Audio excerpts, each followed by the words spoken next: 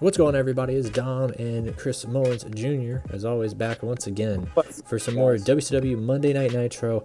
We are just a week away from the pay-per-view Super Brawl kicking off tonight. Win Nitro. We have EC3 coming out. He does that little side turn as usual. You got trouble. Whole crowd's going wild. They're loving it. And that's when Andrade comes out. He's like, hey, friend. He's like, I know you've ascended to the top, but it's almost like you've been given the top.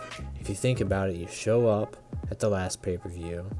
You're boosted into the main event, but I had to fight for that. And EC3 is like, wait a minute. Weren't you the guy who on a memorial show debuted and had his spotlight? So don't talk about me being pushed at the very top of this industry. I deserved this. You don't know what I've been through. Johnny's like, I know what you've been through, but... And how dare you talk about my father-in-law? But how dare you talk about my father-in-law? I pay homage to him, and that's why tonight, Carter, you will tap out to the figure 4 leg lock. So it's starting off for the main event between the two tonight. Looking excited for that. Kicking off the show, though, we have Jeff Cobb taking on Matt Marquis, able to get the win over him with the Tour of the Islands. And during the match, though, Simon Gurn was out there trying to actually help Matt. You know, Marquis, he's like, you're my friend. And he actually ended up hitting him. Like, dude, more troubles for Grimmeth Simon Marks. Grimm and Matt Marquis. Grimmeth Marks. Dude, they need to get their stuff together. What's going on here with Alberto after the match? After the match, actually, you got Alberto comes out.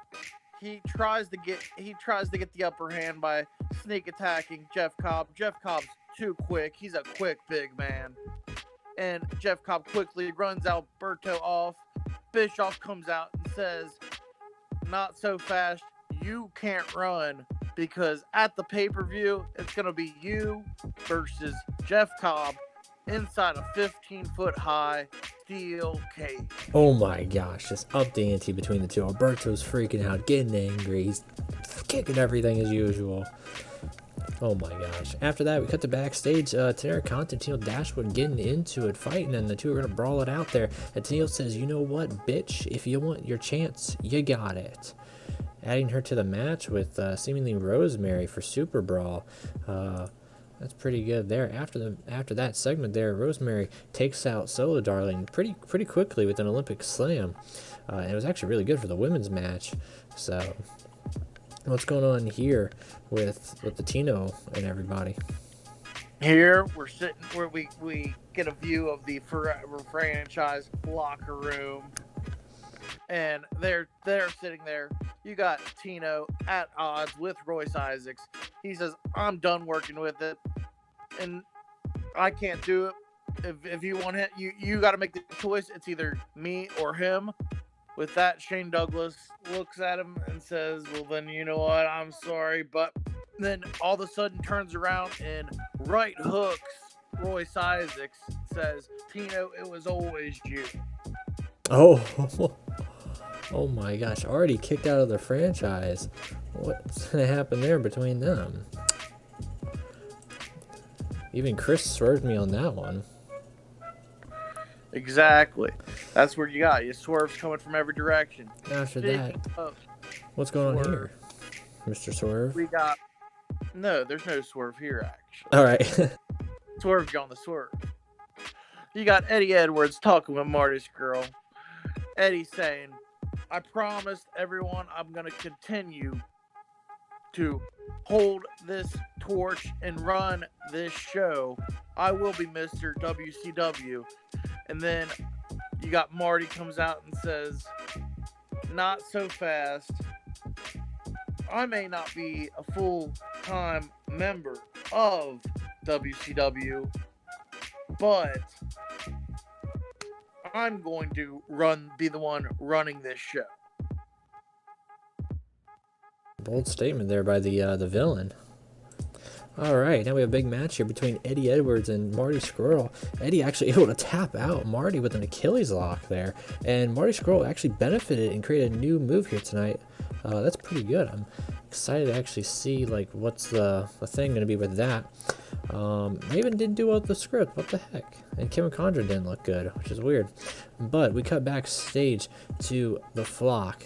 Rosemary, after a sharp win here tonight, she's back with Raven. He's in his little boiler room. He's got Mike Bennett and Kevin Condren, and they're holding Zachary Wentz, who's still like, he's beat up just from like a week later, and he's like on his knees.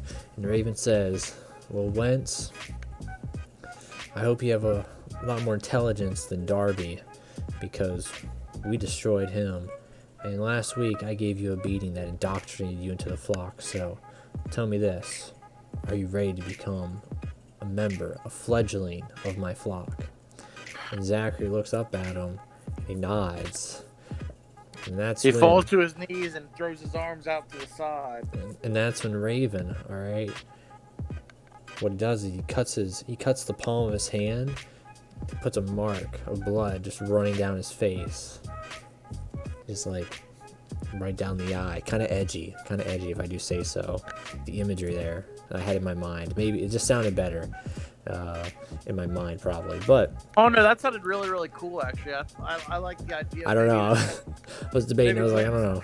Maybe Wentz starts to have some face paint of just like a look of a red down the eye. Also, I know we're like 13 some episodes in this, but if it wasn't clear, this has come up on the spot. We literally freestyle this. We don't. Oh yeah, we don't script this shit. So we just say, hey, we want what we want to do. We have a broad idea. Who we want to get involved with stuff, and sometimes I'll have something in my head, but most of the time this is just okay. Yeah. Well, what we doing here? Got it. Like for instance, Chris just swerved me, so I didn't know what was going on in that Tino segment. He completely swerved me on that one, actually. Yeah, that was completely swerved on. So after that, Johnny Ace comes out. He's on his little scoot machine. Cass XL walking out with him, you know, side by side as he's doing circles around him on the little scoot machine. And he's got the television title in front of the scooter. And he says, "It's time. Step on up. Who's it gonna be?" And then out comes Carl Anderson, ready to actually take on Cass XL tonight.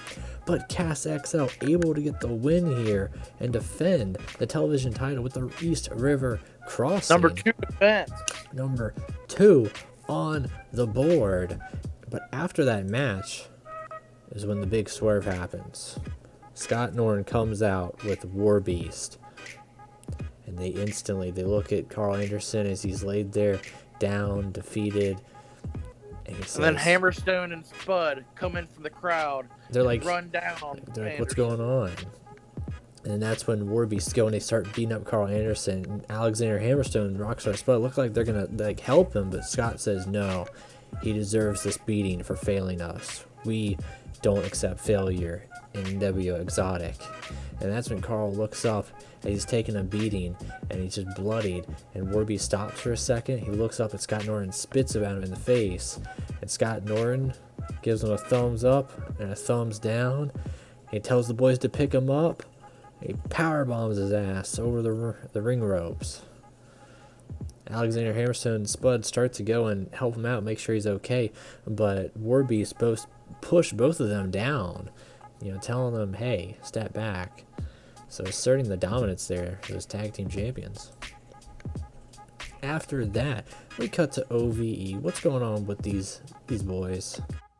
Obviously, OVE burst onto the scene last week, and things are obviously. I have been looking up for them. They got their win last week, and this week they said, you know what? We want to go after an even bigger fish in this pond. We're calling out FTR.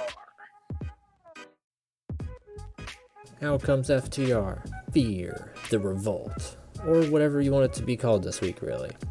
But they come out, Pride of the South. They've actually got their Confederate flags, you know, around their backs. They're like all pride and whatnot, and not that type of pride. And then they're like, you guys are a joke. Look at you two Ohio boys. You ain't nothing compared to us. And so we represent the whole South. You just represent Ohio. Yeah. And then that's when Jake and Dave Chris say, why don't you put those flags on the line? We'll fight you. And so that's what happens. We're going to have a flag match between the two teams here tonight. But OVE actually able to overcome and defeat FTR in the flag match here tonight. after the match there, Pride of the South, actually all members come out and they look at Casey McKnight, and it looks like he's like injured, and he's actually like, they have to help him hobble back to backstage. Time for the main event of the match, main event of the evening, where Andrade takes on EC3, but EC3 able to get the best of him with the Sweet Meat Sizzler. I think, if I have to quote this one, I think the women actually got the best match tonight. And I think they did. That's when Joe Hennig comes out and he says, let's make it official. Let's sign some paperwork. I got the paperwork right here for you, Carter. If you want to fight me so badly, if you think you're the best in this company, you're going to see why I am Mr. WCW. I'm the World Heavyweight Champion. And so Eric Bischoff comes out to affiliate that, and both men sign the contract. They're on for Super Brawl. If it wasn't made official already, it definitely is now. 79, pretty good. I think the best was Rosemary and Solo Darling, actually. So, yeah, wait a minute. Good deal on that. Nope, Cass XL and Carl Anderson, 82. Oh. I think we got OV defeat FTR, 81, so yeah. Pretty big, heavy hitting like matches. So we'll take it into Thunder now. What is on, everybody? We're back here for Thunder now. What is going on with our Extreme Tiger, Al Jones, Vincent, and Leo Rush segment here? Even though they're all they were all scripted, by the way. Okay, that's okay. I'm so you saw me hit script, right? I'm not losing my mind. Yeah. Okay. Well, what's going on here as the game's doing things? What's going on here is, obviously we saw that Leo Rush is the new acting partner for Al Jones. And Vincent is sitting there and they're all talking. Vincent looks at Extreme Tiger and says, unfortunately, they have a lot of big Hollywood meetings coming up in the next few weeks. And none of the hotels are pet friendly and they cannot afford a pet sitter just yet. So unfortunately, they must send their pet away. Tiger's being unleashed, and he's got a fight tonight. And Extreme Tiger tonight taking on Mr. Akira Kwan, debuting. He's got a very interesting look about him. There's something I might do some more research on him, like watching videos, seeing what he can do, get some inspiration there. But he's got a very interesting look, and so that's why we actually locked him down with a written deal. Some behind the scenes things. So you'll be seeing a lot of him in the coming months. The crowd were turned off by having a match outside the pre-show between workers they weren't invested in. Okay, B-show, my ass. What's going on in Buff Bagwell, Brian Pillman Jr., and Kylie Ray? Okay, here we got Buff is walking down the hallway. He's got that devious look on his face. He sees the door to Kylie Ray's locker room. He goes to open it, and all of a sudden it swings open, and Brian Pillman's standing there. And he's like, hey, Buff. And he's like, what are you doing here? He's like, the more important question is, what are you doing here? Because you don't belong here, but you know where you do belong? Me and you in that ring at Spring Stampede. Super Brawl. Spring Stampede. Yeah. I might have said that actually earlier in the show, Super Brawl. Quote me if I did it. I'm pretty sure I said our pay-per-view. Spring Stampede. All these S pay-per-views. At Spring Stampede, me and you, Buff. I've had enough of you. Chris, how many S pay-per-views can you name right off the bat with WCW? Because I can name 3 right now. Oh. We got Sin, Super Brawl, Spring Stampede, Slamboree. Yeah. There's probably another one somewhere. So many S pay-per-views. So after that, Thunder Rosa coming out tonight. She's just walking on her way to the entrance ramp, basically. Starcade. Starcade, yeah. Making her way. Gonna be debuting tonight, taking on Simeon Johnson, of course, The Rock's daughter. But hopefully she'll be known as more than just The Rock daughter, whenever she starts getting some really good experience there. The Pebble Simone Johnson. The Pebble of Samoa Johnson. And out after that match, Milo Toxic comes out with Maria Manic, and they're both holding hands, but she stops holding hands with him for a second. She gets in the ring with Thunder Rosa.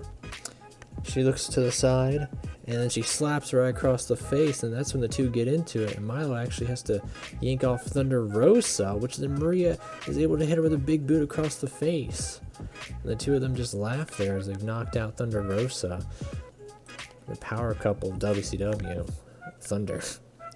Big main event match here with Whitey F&B taking on the team of Humberto Garza, TJP, Jordan Clearwater, and Mascara Dorada. With Whitey F&B able to get the win here, but the match does end with Jordan Oliver and Humberto coming to a close of the show as they stare off, of course, next week at the pay-per-view. They'll be going at it for the Light Heavyweight Championship. It's more of a lighthearted Thunder there, you could say. Pretty good 62 rating, one of the better ones probably, I guess. Other than that, we'll see you guys next time for some more Nitro and Thunder right before the pay-per-view. Keep it safe, everybody.